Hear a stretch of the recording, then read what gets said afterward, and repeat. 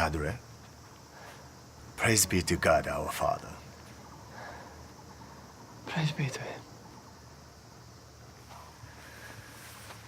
The Portuguese language was a gift of your father Cabral. I've been asked to interpret on your behalf. There was concern that we might miss certain subtleties in your testimony. If you were told to speak only in Japanese. The testimony, We wanted to be fair. And we do have a better grasp of your language than you do of ours. Father Cabral. Never managed much more than arigataya. All the time he lived here, He taught, but would not learn. he despised our language, our food, our customs. I'm not like him. I'm not like Cabral. Really? Yes. We have our own religion, Padre. Pity you did not notice it. Oh, no. We just think a different way. True. You believe our Buddhas are only men. Just human beings. Even a Buddha dies. Like all men. He is not You the are creator. ignorant. Padre, only a Christian would see Buddha simply as man. Our Buddha is a being which man can become. Something greater than himself, if he can overcome all his His illusions. But you cling to your illusions and call them faith.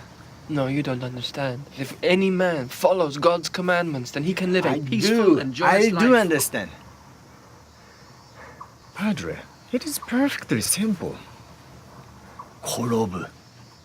Have you heard that word? Korobu. It means fall down, surrender, give up the faith, apostatize, as you say. Do it. If you don't apostatize, the prisoners will be hung over the pit. Until you do, their lives bleeding away, drop by drop. Some last for days, some do not. They die.